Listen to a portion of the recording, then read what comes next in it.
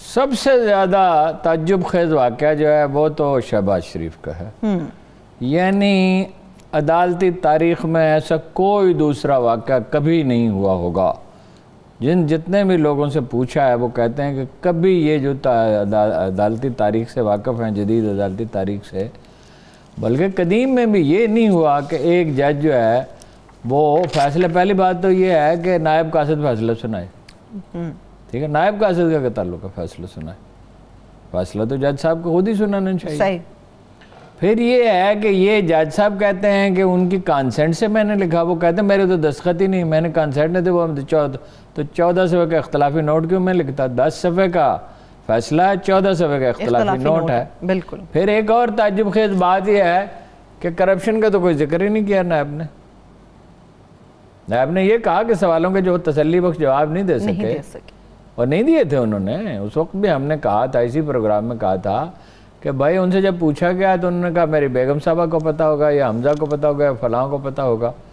انہیں تو یقین ہی نہیں آیا تھا. 15 منٹ تو سر پکڑ کے ایسے بیٹھے رہے تھے. ہاں جی، کہ یہ ہوا کیا ہے، ہمیں کون گرفتار کر سکتا اس زمانے میں، جبکہ ایک الیکٹڈ گورنمنٹ ہے، کوئی ماشاء اللہ نہیں ہے. ماشاء اللہ کی بات تو اور ہوتی ہے. اب یہ جناب ایک جج صاحب کہتے ہیں کہ پوچھا تھا، دوسرے کہتے ہیں نہیں پوچھا تھا، اور وہ کہتے ہیں میں نے اسی وقت چیف جسٹس سے کہہ دیا. اور اس کے باوجود جو ہے وہ اس پہ لکھا الاؤڈ، یعنی ضمانت دے دی گئی ہے. اور پھر جو ہے بعد میں اس کو بدل دیا گیا. 2 موقف تو صحیح نہیں ہو سکتے نا، ایک موقف صحیح ہے.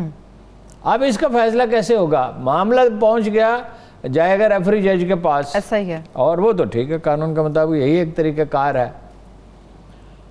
تو لیکن سوال یہ پیدا ہوتا ہے کہ یہ کیسے انہوں نے جا کے کہہ دیا جج صاحب نے کہ بھئی میں تو اس فیصلے سے متفق نہیں ہوں. انہوں نے کہا کہ بھئی یہ اپنے اثاثے تو صحیح ثابت نہیں، ان کے اثاثے جو ذرائع آمدن سے زیادہ ہیں اور وغیرہ وغیرہ، انہیں ثابت نہیں کر سکتے. اور رہ گئی دوائی، تو انہیں دوائی کی ضرورت ہے، عمر زیادہ تو دوائی باہر کھا سکتے تو اندر بھی کھا سکتے ہیں. دواؤں کا تو مسئلہ ہے حقیقت میں ہارون صاحب، بیمار ہیں اور کینسر جیسا مرض جو اگر اندر دوائی کھائیں تو پھر اس کا اثر نہیں ہوتا. 4 دیواری میں دوائی کھائی جائے تو اثر نہیں ہوتا.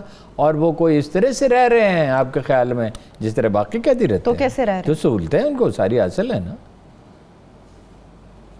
اور وہ آج انہیں وزیر اعلیٰ بنا دیں، وہ بیماری ان کے قریب سے نہیں گزرے گی، 10 فٹ دور سے گزرے گی. ذمہ داری 16 گھنٹے روز. ہاں ذمہ داری کا بوجھ جب ان پہ آتا ہے ان کی صحت ٹھیک ہو جاتی ہے. لوگوں کی خراب ہو جاتی ہے، ان کی ٹھیک ہو جاتی ہے.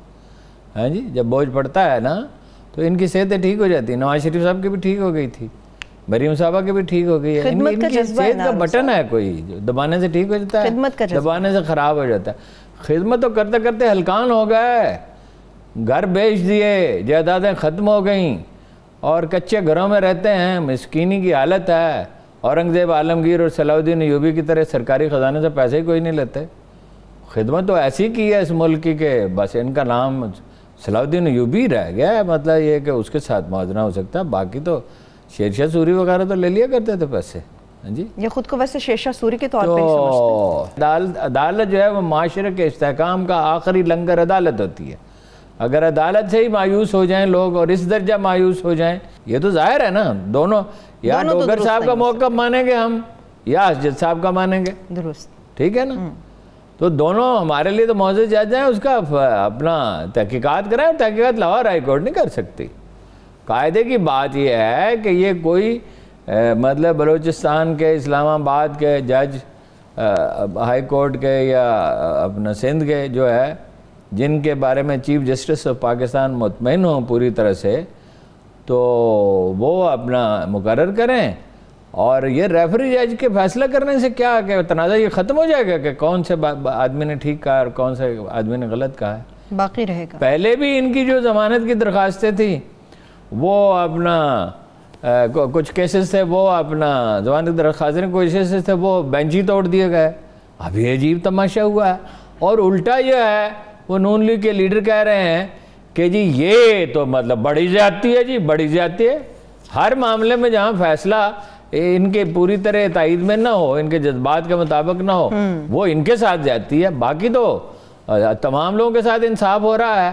بس یہی کہتے ہیں جب یہ ان کے حق میں آتا ہے فیصلہ تو بڑی عدلیہ بڑی اچھی ہے، ورنہ اچھی نہیں ہے. تو اس کا فیصلہ ہونا چاہیے. کوئی مذاق بنا کے رکھ دیا اتنی بڑی معزز عدالت کو, اور اس عدالت کا وقار ہوگا تو وقار ہونا چاہیے, اور وقار اس کا بحال ہونا اسی طرح ہوگا کہ اس معاملے کا فیصلہ کیا جائے. ٹھیک ہے نا جی. ٹھیک, اب آ جاتے ہیں ہارون صاحب, جو لاہور میں فساد برپا ہوا, لاہور کی بات کر لیتے ہیں, کیوں ہوا, پھر کیوں ہوا؟ دیکھیں نا, جو حکومت کا موقف ہے وہ یہ ہے, اور یہی D G I S P R کا موقف ہے, کہ انہوں نے تھانے پہ حملہ کیا, آدمیوں کو یرغمال بنایا, ابھی بھی یرغمال بنایا ہوا ہے, 6 پولیس والے اور 2 رینجرز کے. ٹھیک ہے, اور 50,000 لیٹر کا فیول والا جو ایک ٹینکر ہے وہ ان کے قبضے میں ہے. اس کو کیا کرنا ہے بھائی, اس کی کیا ضرورت پڑ گئی ان کو؟ بھائی اگر پانی کا ٹینکر ہوتا تو سمجھ میں آتی تھی کہ بھائی اتنے لوگ ہیں, سحری کے وقت ضرورت ہو سکتی ہے, افطاری کے وقت ضرورت ہو سکتی ہے. تو اب آپ پوچھیں, پولیس بھی, جو رپورٹر کہتے ہیں کہ پولیس بھی پوری بات نہیں بتاتی, اور پولیس والے یہ بھی کر رہے ہیں کہ جو انہوں نے اپنی لاٹھیاں برسائیں تو اس کی فلمیں جاری کی, گبار پن کی کوئی حد ہے. بھائی آپ یہ سیڈسٹ پلیئر لے رہے ہیں, یہ کوئی مذاق ہے؟ اتنا بڑا نازک مسئلہ پیدا ہو گیا ہے ملک میں, اور اتنی بدامنی کا خطرہ ہے. مذہبی جماعتوں نے, جو ان کی حامی مذہبی جماعتیں ہیں, چھوٹی چھوٹی پارٹیاں ہیں ویسے, انہوں نے حمایت کا اعلان کیا. تحریک طالبان پاکستان نے ان کی حمایت کا اعلان کیا, اور بھارت میں جشن برپا رہا. ہارون صاحب, صورتحال تو پھر بہت خراب ہو جائے گی. ظاہر ہے, نہیں, اس کو حکمت سے سلجھایا جائے تو انشاءاللہ. حکمت کا مظاہرہ کون کرے گا, حکومت یا پھر؟ حکومت کو ہی کرنا ہوگا, اور کس کو کرنا ہوگا. مضمرات تو دیکھتے نہیں ہیں. جب گرفتار کیا تھا ان کے لیڈر کو, تو اس وقت اس کے مضمرات تو سامنے تھے. بھئی یہ مطلب جذبات کے غلبے میں ہیں لوگ تو, اور معاملہ نازک ہے, معاملے کی نوعیت بہت نازک ہے, تو اس وقت ڈپلائمنٹ تو پہلے ہونی چاہیے تھی. مضمرات کیا ہوں گے ہارون صاحب, کیا ہمیں فیس کرنا پڑے گا؟ بہت خطرناک مضمرات بھی ہو سکتے ہیں, اور معاملے کو بات چیت کی جائے, سلجھایا جائے, صرف طاقت کے استعمال سے نہیں ہوگا. دیکھیے, یہ تو کسی کو حق نہیں دیا جا سکتا, کسی گروہ کو, اور وہ اس کا موقع فرض کیجئے 100% بھی صحیح ہو. اول تو ہم نہیں سمجھتے صحیح ہے, ہر آدمی کی اپنی رائے ہے. جناب علی کرم اللہ وجہ نے کو فرمایا تھا, ہر آدمی کا اپنا سچ ہے, اور ہر آدمی اپنے سچ کا خود ذمہ دار ہے. تو وہ تو ہم نہیں فرض کیجئے صحیح ہے, تو یہ طریقہ کار تو نہیں ہے کہ خلق خدا جو ہے وہ تکلیف میں ہے. آپ کس کو تکلیف دے رہے ہیں؟ وزیر اعظم کو تو کوئی تکلیف نہیں ہو رہی. وزیر اعظم کو تو صرف سیاسی نقصان ہو رہا ہے, وہ میں آگے چل کے بتاؤں گا کہاں کہاں سیاسی نقصان ہوگا, لیکن وہ تو الٹیمیٹلی ہو سکتا ہے کہ نہیں ہو نقصان. لیکن یہ ایک تو بڑا دلچسپ پہلو یہ ہے کہ وہ پروگریسو, جو خدا رسول کا نام لینا, جن کے نزدیک جو ہے کوئی مطلب نام لیتے ہی نہیں ہے اللہ رسول کا, اور وہ ان کے حق میں لکھ رہے ہیں. بھائی کوئی سمجھو, غور کرو. اور آپ کا کیا خیال ہے, دشمن ملکوں کے ایجنسیاں جو آرام سے بیٹھی ہوئی ہیں, ایک عرب ملک ہونے کا تو شبہ کا بہت ذمہ دار لوگ اظہار کر رہے ہیں کہ وہ شبہ انہوں نے تعاون. اچھا, وہ جی وہ تو انٹیلیجنس کی رپورٹ ہے, تو یہ کہتی ہیں نون لیگ کے ورکر بھی شامل ہیں. اب وہ ان کی لیڈرشپ کی مرضی سے شامل ہوئے ہیں یا اپنے طور پہ کہ حکومت کے خلاف ایک چیز ہو رہی ہے؟ کیا اس کا مطلب یہ ہے کہ شرپسند عناصر کی جو ہم بات کرتے ہیں, شرپسند عناصر تو شامل ہوں گے ہی, اس لیے کہ شرپسند عناصر کو لوٹ مار کا موقع ملے.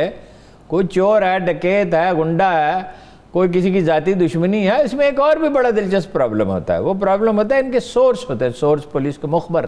اچھا, وہ ایسے موقع پر اپنی ذاتی دشمنیاں جو ہیں وہ نکالتے ہیں. ہاں بالکل, کہ فلاں ہے, فلاں کو پکڑ لو, فلاں کو پکڑ لو, فلاں کو پکڑ لو.